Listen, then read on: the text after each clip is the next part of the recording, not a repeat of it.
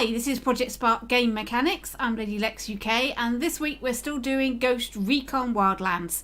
And today I'm going to show you how to make a enemy marking drone. Now in the game, you can activate a drone which you can use to mark your enemies. You can explode. You can revive your colleagues, and there's a wide range of things that you can do with your drone. Just monitor things from afar, etc. What I'm going to show you today is just the marking of the enemies part of that drone. So let's see what I built. So here is my player, and if I press up on the D-pad, I have now got a drone, and I can fly my drone over to my goblins here and mark them as enemies. And that little beeping sound tells me my battery's about to run out and my drone has turned off, and I'm back to my player. Now as you can see there, they're all marked with a little red dot above their heads, and if I just get them so they're following me, there we go. If I go behind this building thing here, you can see that the reticle shows above their head, the marker shows above their head through any objects, so you'll be able to see any hidden enemies even if they're behind a tree or something. Right then, so have a look and see how this is done. So here is my player. There's just a few lines in my player's brain, so I've put it near the bottom here. Here we go, down we go. Right. When D-pad up direction is pressed, we're going to create an object called drone equals create this mining drone over here. This is a templated object at position above. So it's going to create the drone above your player's head. Now this little bit of code here, I'm not 100% sure why this works, but it does, so I'm not knocking it. So you put in else, and then D-pad up direction pressed, and then we're going to change our visual filter back to default because the drone is going to change to black and white, and we're going to destroy our drone. So this doesn't interfere with this. If you press it once it will work, if you press it twice it will destroy our drone. Let's have a look at our drone. Here it is here. I've used the mining drone, but obviously nobody's going to see it because you're only able to see it with the first person camera, so you can make it look like anything you like, but I used the drone so that I know what it is.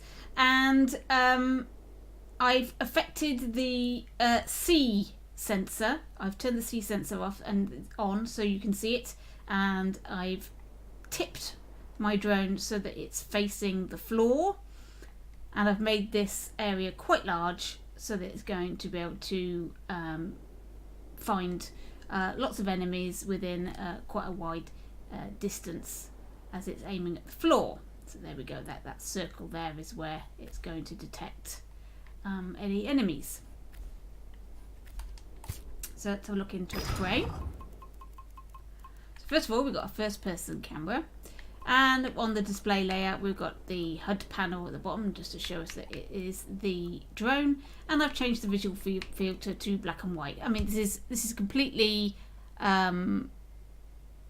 optional. You don't have to have the this particular visual filter if you don't want it, or you can change it to something else, or you can just have the HUD panel. I recommend you have something that indicates that you're seeing through the drone camera, because it makes it very obvious that you're not the player anymore and you're now controlling the drone. Here we have the battery. I've set it as a standard 10 seconds. You could obviously change this so that it's a number variable, and that number variable can be altered depending on your level or how much battery you've actually used. It's up to you.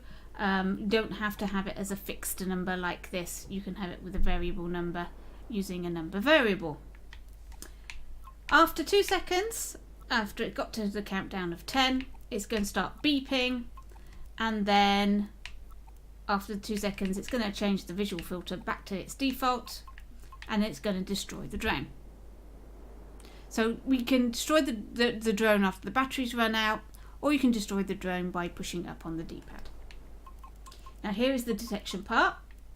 When you see a nearest object, we're going to make it a hologram. You don't have to have this. I just have this so I can tell what it's seeing. I quite liked it, but you can have that or not have that. It's entirely up to you. If the crater enemies contains it, so if what you've detected is an enemy of your player, then it will have a boolean put into its brain called marked, which will be set to be true. And we're also going to set a object variable called player, and we're going to also set that into the enemy brain, and that's going to be our player as well.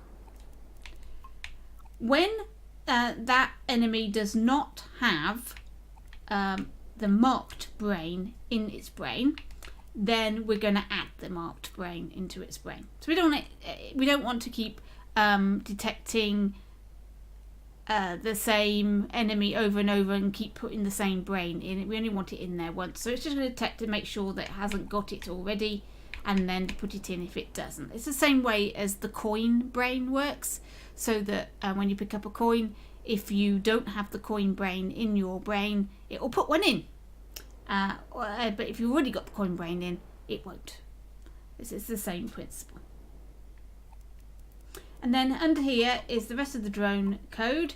This is the third person flight controls. You can copy and paste that from another brain, and that they haven't been altered, so that you can fly your character, your drone, using the controls that everybody's familiar with.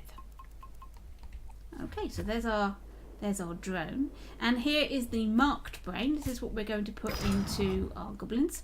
It says when marked is true, display this shape in red colour, slightly small, above the head of the enemy. And here I've got it so if the player dies, then we're going to set marked to be false. So I'll turn that off. So if your player dies, all of the marked enemies that he's made will no longer be marked, and he'll have to mark them all again in his next life. So there you have it. That is actually it. Surprisingly, quite a simple little mechanic, really, for something that is quite impressive. Well, I think it's impressive anyway. So there you go. That is a enemy marking drone, and obviously you can add to that drone so that you could explode. So when you press up on the D-pad, it explodes over the enemy. You could certainly add that in, and that's a very similar mechanic to what I used last week for the grenades. You just need to look at the code for those and just add that into your drone brain, so that you can have a button where you can press to explode the drone and it will destroy your enemies. And similar with reviving other fallen followers, etc. You can always add that in at a later date and expand on what your drone can do. So there we go. That was an enemy marking drone. I hope that was useful for you, and as always, keep sparking.